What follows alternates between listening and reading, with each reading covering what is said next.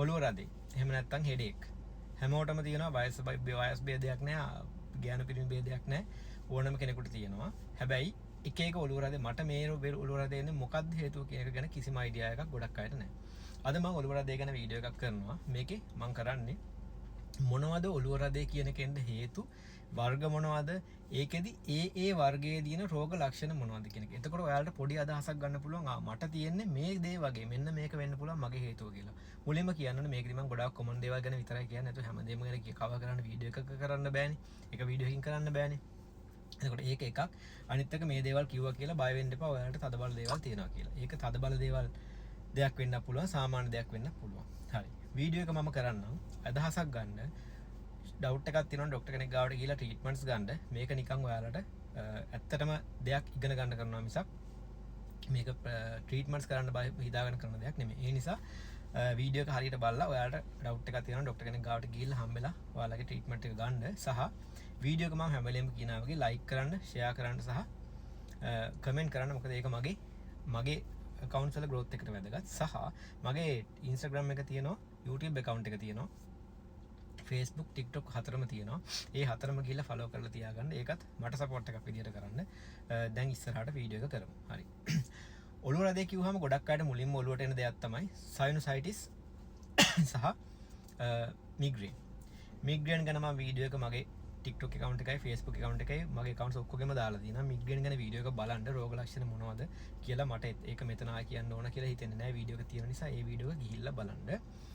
sinusitis ගැනත් මම video එකක් දැම්මා ඒකත් මම වීඩියෝ එක දැම්මට මම පොඩ්ඩක් කියන්න sinusitis ගැන ඔයාලා විශේෂයෙන්ම සෙමක් ඇස්සක් ආවට පස්සේ ඔයාලගේ මෙන්න මේ හරිය අලල් වල මේ මූණේ හිරවීමක් එක්ක ඇස් පිටිපස්සේ නිකන් තදවීමක් එක්ක නහය බ්ලොක් වෙලා සෙම ගතියත් එක්ක බිම් බැලුවහම නිකන් වැඩි වෙන ඇස් දෙක බර ගතියක් වෙන හෙඩේක් එකක් එනවා නම් මේක sinusitis වෙන්න පුළුවන්. sinuses කියන්නේ අපේ කියන්නේ sinusitis කියන්නේ අපේ හිස් කබල තියෙන වාතය පිරිච්ච පොඩි sinuses කියලා කුහර වගේ cavity වගේ. ඒ වගේ inflammation එකක් කියලා කියන්නේ සෙමත් එක්ක එන්න පුළුවන්. ඔයාලා සෙම කියලානේ කියන්නේ. සෙමත් එක්ක එන්න පුළුවන්. එතකොට ඔය රෝග ලක්ෂණත් එක්ක එනවා නම් ඔක sinusitis migraine එක බලන්න sinusitis එක ගැන මම වැඩි කියන්න යන්නේ වීඩියෝ එකක් කරපු නිසා. ඊටු දේවල් ටික හේතු ටික මම මෙතනදී කියන්නම්. පළවෙනි එක තමයි අර දෙකට අමතරව tension headache. tension කියන්නේ ආතතියනේ ඔයාලා දන්නවනේ. tension කියන්නේ ආතතිය. එතකොට ඒකේ එන්නේ ඔළුවේ දෙපැත්තෙම බෑන්ඩ් එකක් දාලා වගේ මම තද තොප්පියක් දාලා වගේ කැක්කුමක් එන්නේ. මේකෙදි ස්ට්‍රෙස් එකට රිලේට් වෙනවා. ඒ කියන්නේ මානසික ආතතිය කියන එක තියන අයට එන්න පුළුවන්. නින්ද අඩු නම් එන්න පුළුවන්. රෝග ලක්ෂණය තමයි මෙහෙම බෑන්ඩ් එකක් දාලා වගේ එහෙම නැත්නම් තද තොප්පියක් දාලා වගේ කැක්කුමක් තමයි එන්නේ. ඊට අමතරව මේ neck muscles, shoulder muscles මෙන්න මේ මාංශ පේශි වල stiffness එකක් තද ගතියක් කැක්කුමක් එන්නත් පුළුවන් tension headache එකත් එක්ක. බලන්න මේ රෝග ලක්ෂණ ඔයාලට තියෙනවද ඔයාලගේ headache එකත් එක්ක කියලා. ඊළඟට dehydration, ඒ කියන්නේ වතුර බොන්න නැතිකම, කෑම skip වෙන එක සහ caffeine withdrawal. caffeine withdrawal කියන්නේ කොෆි හැම ගොඩක් බොන අයට කොෆි නැති වුණාම ඔලුව රදයක් එන්න පුළුවන්. මේ caffeine සම්බන්ධයි මේ ඉරුව රදේ එක්කත්. ඒතකොට caffeine වැඩි caffeine සමහරට caffeine හින්දා ඉරුව රදේ එන්න පුළුවන් සහ skip meal කෑම skip වෙන එකත් ඉරුව රදේ සමහරුන්ට එන හේතුවක්. ඒ දෙක වෙන්න පුළුවන් සහ මේක වෙනම ඔලුව රදේ ඒ කියන්නේ මේ skip කෑම skip වෙන එකයි caffeine withdrawal එකත් එක්ක වෙනම ඔලුව රදේ එන්නත් පුළුවන් migraine නොවන. එතකොට ඒකයි මම මේක විශේෂයෙන් කරේ. ඒතකොට ඇඟ විජලනයේ වතුර නැති හින්දා කෑම skip වුණාම සහ caffeine withdrawal එකත් එක්ක. මේකේ රෝග ලක්ෂණ මොනවද? mild to moderate headache එකක් ගොඩක් වෙලාවට ඉන්නේ. mild to moderate කියන්නේ දැන් අපි ඔක නිකන් මොකක්ද කියන්නේ ඒකේ සිවියරිටි එක ඒ ඔලුව රදේ කොච්චර තදයිද කියන එක අපි වර්ග කරනවා. mild කියන්නේ චුට්ටයි, moderate කියන්නේ මැද වගේ. severe කියන්නේ ගොඩාක් අමාරුයි. ඒතර mild to moderate නිකන් මැද පොඩි ඔලුව රදයක් සහ moderate කියන්නේ මැද හරි. ඒ වගේ ඒ level එකක ඔලුව රදයක් තමයි ඉන්නේ diffuse headache එක. මුළු ඔලුවම රිදෙන ගතියක් එන. එක තැනක් රිදෙනවා කියලා එහෙම නෙමෙයි. මේ රෝග ලක්ෂණ මතක තියාගන්න හැම වෙලේම මෙහෙම වෙනවා කියලා නෙමෙයි කියන්නේ. මම මේ කියන්නේ generally සාමාන්‍යයෙන් එන විදිය. හොඳද? ඒතකොට ඔය තුනත් එක්ක ඔන්න ඔය වගේ symptoms තියෙනවා. ඔලුව රදයක් එන්න පුළුවන්, headache එකක් එන්න පුළුවන්. ඊළඟට තියෙනවා cluster headache එක කියලා.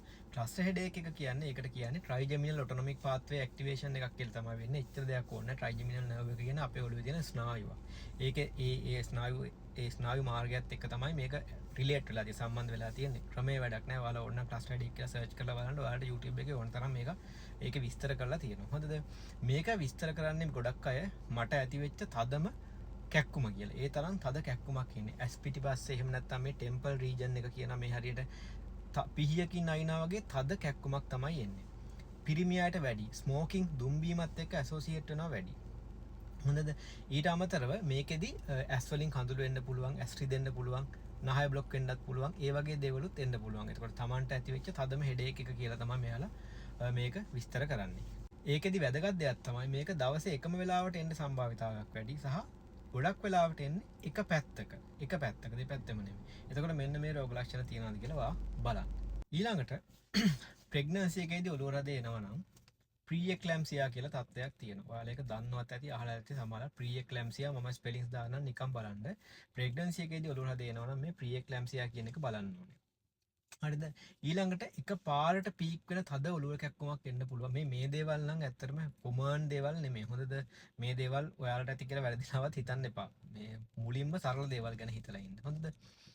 එක පාරට වැඩි වෙන එක තණ්ඩ ක්ලැප් හෙඩේක් එකක් කියලා කියන්නේ. ඒක එන්න පුළුවන්. එක පාරට පටන් අරගෙන ඉන්ටෙන්සිටි එක ටක් ගාලා වැඩි වෙනවා. මේක එන්න පුළුවන් මොලේ ලේ ගැලීමකට, අභ්‍යන්තර ලේ ගැලීමකට. හරිද? ඊළඟට සමහර වෙලාවට අපේ උණක් එක්ක නෙක් ස්ටිෆ්නස් එකක්, බෙල්ලේ මසල් ස්ටිෆ්නස් එකත් එක්ක උණක් එක්ක ඔලුව රදයක් එනවනම් මෙනින්ජයිටිස් වෙන්න පුළුවන්. ඒ කියන්නේ මොලේ වටේ තියෙන ආරක්ෂාවට තියෙන පටල වලට විස බීජ ගිහිල්ලා ඔය කට්ටිය කියන්නේ මොලේට විස බීජ ගිහින් කිය ඒ වගේ මොලේ මෙනින්ජයිටිස් කියන තත්ත්වෙට ඒකටත් ඔලුව රදයක් එන්න පුළුවන්. ඊට පස්සේ අතපය පන්න නැති වෙනවා, ස්ලර්ඩ් ස්පීච් එකක් කතා කරගන්න බෑ, ගොත ගැහෙනවා, කට පැත්තට යනවා. ඒ වගේ දෙයක් එක්ක ඔලුව රදේ ආවොත් මොකද්ද වෙන්න පුළුවන්? මං වීඩියෝ එකකුත් කරලා තියෙනවා. ස්ට්‍රෝක් අංශ භාගෙන්න වගේ එන්න පුළුවන්. ඔය වගේ පොඩ්ඩක් එන chance එක අඩු, දුර්ලභ කියන්නත් බෑ. එනවා. අර කලින් කිව්ව දේවල් තරම් කොමන් නැති ඔලුව රදේ එන හේතුත් තියෙනවා. එතකොට මේ වීඩියෝ එකෙන් ඔයාලා ඔලුව රදේ කියන්නේ අර එක දෙයක් නෙමෙයි, ඒකට එක හේතු තියෙන්න පුළුවන් කියන එක ඉගෙන ගත්තනේ. හරිද? එතකොට ඔයාලට පොඩ්ඩක් රිලේට් කරලා බලන්න පුළුවන් මගේ රෝග ලක්ෂණ ටික මේක මට එන්න පුළුවන් හේතුව මේක මෙන්න මේක වෙන්න පුළුවන් කියලා. හැබැයි මෙහෙමයි. ඒක ડોක්ටර් කෙනෙක් තමයි ඩයග්නෝස් කරන්න, රෝග විනිශ්චය කරන්න යන්න ඕනේ. ඔයාලට පොඩි අදහසක් ගන්නයි මම මේ වීඩියෝ එක කරේ. ඒ නිසා තමන් රෝග විනිශ්චය කරන්න යන්න එපා. පොඩි අදහසක් අරගෙන තමන්ට ඩවුට් එකක් තියෙනවා ડોක්ටර් කෙනෙක් ගාවට, ඔයාලගේ ෆැමිලි ડોක්ටර් ගාවට ගිහිල්ලා ට්‍රීට්මන්ට් එක අරගන්න. වීඩියෝ එක එච්චරයි. Thank you very much.